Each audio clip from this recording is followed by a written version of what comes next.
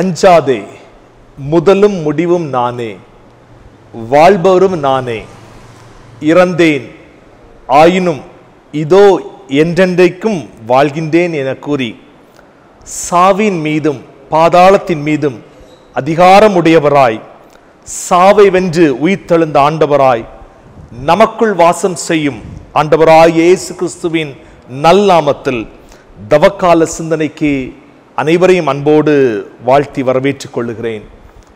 இந்நாளுக்குரிய தியான கருப்பொருள் நற்செய்திக்கு சான்றாகுதல்.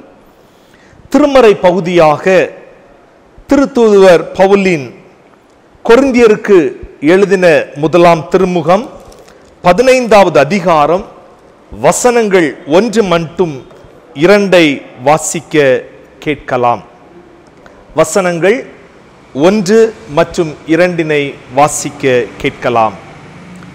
சகோதர சகோதரிகளே, உங்களுக்கு நான் அறிவித்த நற்செய்தியை நினைவுறுத்த விளைகிறேன். அதை நீங்களும் ஏற்றுக்கொண்டீர்கள், அதிலே நிலைத்தும் நிற்கிறீர்கள். நான் உங்களுக்கு அறிவித்த நற்செய்தியை நீங்கள் உறுதியாக பற்றி கொண்டிருந்தால் அதன் வழியாக மீட்பு அடைவீர்கள். இல்லையேல் நீங்கள் கொண்டிருக்கும் நம்பிக்கை பொருள் அற்றதே. இந்த நாளின் தியான பகுதியிலே திருத்தூதுவர் பவுல் கொரிந்தியருக்கு அறிவித்த எந்த நற்செய்தியை நினைவுபடுத்த விரும்புகிறார் என்கிற ஒரு கேள்வி நமக்குள்ளே எழலாம். எந்த நற்செய்திக்கு நாம் இந்த தவக்கால சிந்தனை வழியாக சான்றாக மாற வேண்டும், சான்றாக இருக்க வேண்டும் என விரும்புகிறார் என சிந்திப்பது மிக பொருத்தமாக இருக்கும். திருத்தூதுவர் பவுல் எழுதிய திருமுகங்கள் ஒவ்வொன்றும் ஆவிக்குரிய உண்மைகளையும் ஆழமான இறையியல் உண்மைகளையும் உள்ளடக்கி உள்ளது. பவுல் கொரிந்தியருக்கு எழுதின திருமுகம் அவர் எழுதிய பெரிய மடல்களில் ஒன்றாக பார்க்கப்படுகிறது. பவுல் காலத்தில் கொரிந்து பட்டணம் ஒரு பெரிய வணிக நகரமாக விளங்கியது. உரோமையர்கள் குடியேற்ற நகரமாக கொரிந்து பட்டணம் காணப்பட்டது. இந்த கொரிந்து பட்டணத்திலே பல சமய நம்பிக்கைக்கான கோவில்கள் இருந்தன. வழிபாடு அல்லது ஆராதனை சார்ந்த வணிகமும் தலை தோங்கியது. பவுல் காலத்தில் கொரிந்து பட்டணத்தில் சுமார் 7 லட்சம் பேர் வாழ்ந்து வந்தனர். அவர்களில் 2/3 பங்கு மக்கள் அடிமை மக்களாக காணப்பட்டவர்கள்.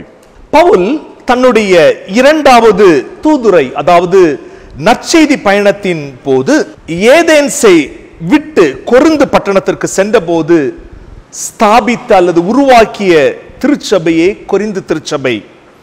இதை நாம் திருத்தூதுவர் பணிகள் அல்லது அப்போஸ்தலர் நடபடிகள் 18வது அதிகாரத்தில் தெளிவாகவும் விளக்கமாகவும் வாசிக்கலாம். பவுல் தன்னுடைய நற்செய்தி பணியினை எபேசு நகரத்தில் நிறைவேற்றி கொண்டிருக்கிறார். அப்போது குலோயி என்பவரது வீட்டார் வழியாக தான் நற்செய்தி பணியாற்றி உருவாக்கிய கொரிந்து திருச்சபையில் மக்கள் நற்செய்திக்கு சான்றாளர்களாக வாழாமல் அவர்களது விசுவாச பயணத்தில் பிளவுகள் வந்ததை அறிந்து பவுலும் சொஸ்தேமேனும் இந்த மடலை கொரிந்து திருச்சபைக்கு எழுதுகின்றனர். இன்றைய தியான பகுதி 1 கொரிந்தியர் 15வது அதிகாரம் கிறிஸ்துவின் உயிர்த்தெழுதலை குறித்த விளக்கம் நிறைந்த பகுதியாக காணப்படுகிறது. கொரிந்து பட்டணம் கிரேக்க தத்துவத்தின் ஆதிக்கத்தினால் நிறைந்த பட்டணமாக இருந்தது. கிரேக்க தத்துவத்தின் ஆதிக்கத்தினால் உயிர்த்தெழுதல் என்கிற நம்பிக்கை அற்றவர்களாக கொரிந்து திருச்சபையார் வாழ்ந்து வந்த மிக முக்கியமான காலம். கொரிந்து திருச்சபையார் உயிர்த்தெழுதலை முழுமையாக ஏற்றுக்கொள்ளவில்லை. ஆகவே பவுல் இந்த கொரிந்து மடலின் வழியாக தான் கொரிந்து பட்டணத்துக்கு அறிவித்த நற்செய்தியையும் அதற்கு சான்றாகவும் வாழவும் தான் அறிவித்த நற்செய்தியை மறுபடியும் ஞாபகப்படுத்த நற்செய்திக்கு சான்றாக வாழ உற்சாகப்படுத்துகிறார். அவர் அறிவித்த நற்செய்தி என்ன? 1 கொரிந்தியர் 1:18 மற்றும் 2 1 முதல் உள்ள வசனங்களை நாம் பார்க்கும்போது சிலுவை பற்றிய ஒரு நற்செய்தி. இந்த நற்செய்தியை தான் அவர் ஞாபகப்படுத்துகிறார். இந்திய தியான பகுதியிலும் நற்செய்தி என்று சொல்வதற்கு 3 அடிப்படை கோட்பாடுகளை தொடர்ந்துள்ள பகுதியிலே பார்க்கலாம். 1 கொரிந்தியர் 15:3-4 ஆகிய வசனங்கள் வழியாக விளக்குகிறார். கிறிஸ்து நம் பாவங்களுக்காக இறந்தார், அவர் அடக்கம் பண்ணப்பட்டார், 3ஆம் நாள் உயிர்த்தெழுந்தார் என்று சொல்லி இந்த 3 நற்செய்திக்கும் நாம் சான்றாக வாழ வேண்டும் என்பதை மிக ஆழமாக வலியுறுத்தி கொரிந்து திருச்சபைக்கு இந்த மடலை அறிவிக்கிறார். இன்று நற்செய்தியை அறிந்திருக்கிறோம். ஏன் நற்செய்தியை அறிவிக்கிறோம்? நற்செய்திக்கு சான்றாக உயிர்த்தெழுந்த ஆண்டவரோடு நம் வாழ்வு இருக்கிறதா என்பது இந்த தவக்காலத்திலே நமக்குள் எழுப்பப்பட வேண்டிய கேள்வி. நயகரா நீர்வீழ்ச்சியை குறித்து நமக்கு தெரியும். இந்த நீர்வீழ்ச்சியின் அருகில் ஒரு புகழ்பெற்ற கயறு நடன கலைஞன் சார்ல்ஸ் பிளாண்டின் இரும்பு கயிற்றின் மேல் நடந்து செல்கிறவராக இருக்கிறார். ஒரு நாள் இவ்வாறாக அந்த இரும்பு கயிற்றின் மேல் சார்ல்ஸ் பிளாண்டின் நடந்து கொண்டிருக்கும் போது அவரை உற்சாகப்படுத்தி கரங்களை தட்டி கூட்டம் ஆரவாரிக்கிறது.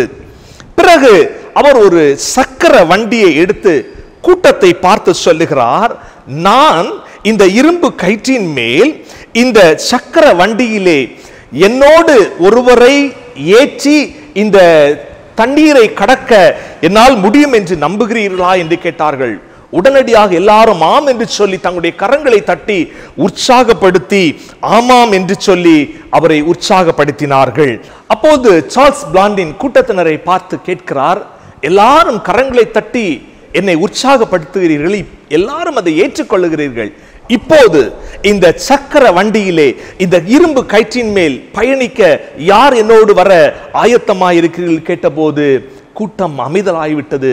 ஒருவரும் எழுந்து அந்த இடத்திலே முன்வர ஆயத்தமாயில்லை. அருமையானவர்களே, இன்றைய நாளின் தியான பகுதியிலும் நற்செய்திக்கு சான்றாகுங்கள் என்று சொல்லும் போது பவுலடியார் இதை தான் கற்றுத்தர விரும்புகிறார். நம்ம பலர் கிறிஸ்துவை பின்பற்றுகிறவர்களாக இருக்கிறோம், கிறிஸ்துவை அறிவிக்கிறவர்களாக இருக்கிறோம். ஆனால் இந்த நற்செய்திக்கு எந்த அளவுக்கு நாம் சான்றாளராக இருக்கிறோம் என்பதை சிந்தித்து பார்க்க ஆண்டவர் அன்போடு அழைக்கிறார். டீட்ரிச் பான்ஹோஃபர் என்ற ஒரு மிக முக்கியமான இறையியலாளர், இவர் ஒரு ஜெர்மன் போதகர், ஹிட்லர் காலத்திலே வாழ்ந்த ஒரு இறையியலாளர்.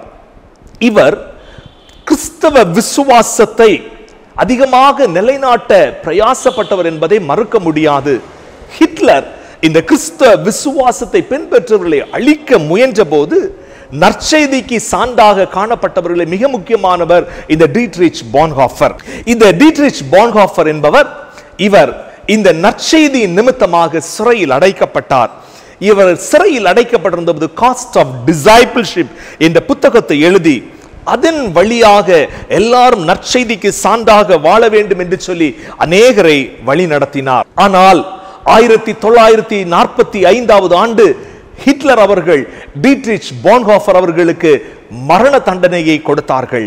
அவர்கள் இந்த மரண தண்டனையின் விளிம்பில் இருக்கும் போது அவர் கடைசியாக சொன்ன வார்த்தை, அது மிக முக்கியமான வார்த்தை, இது என்னுடைய வாழ்க்கையின் முடிவு அல்ல, எனக்கு இது ஒரு உண்மையான வாழ்க்கையின் தொடக்கம் என்று சொல்லி தவக்காலத்தில் வைக்கப்பட்டிருக்கும் போது சிலுவையின் பாடு மரணங்களை சிந்தித்து நாம் நம்மை ஆயத்தப்படுத்தும் போது அந்த நற்செய்திக்கு நாம் எவ்வாறு சான்றாக இருப்பதற்கு நம்மை ஆயத்தப்படுத்துகிறோம் என்பது மிக முக்கியமான ஒரு கேள்வியாக இருக்கிறது.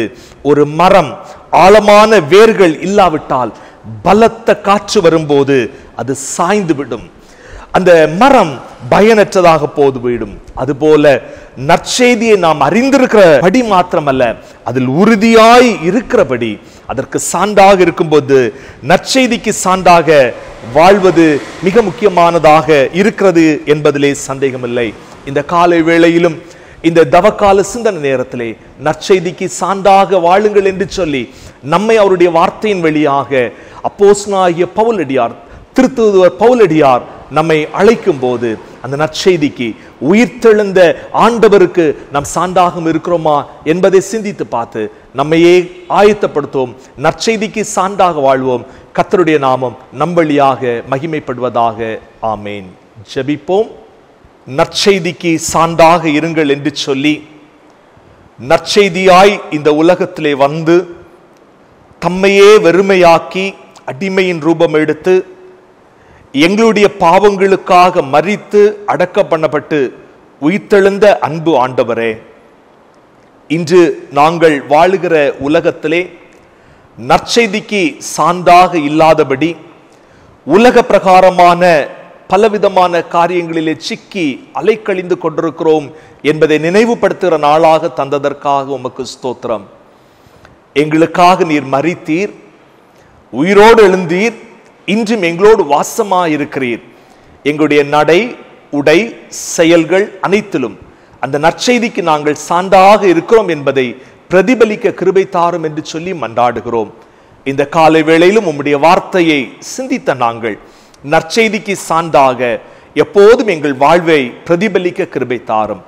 இந்த தியானம் எங்களோடு பேசியதற்காக நன்றி. தொடர்ந்து உம்முடைய வார்த்தைகள் எங்களிலே வெளிப்படட்டும். நற்செய்திக்கு சான்றாக எங்களை பயன்படுத்தும். இயேசுவின் நாமத்தில் ஜெபிக்கிறோம் பிதாவே, ஆமென்.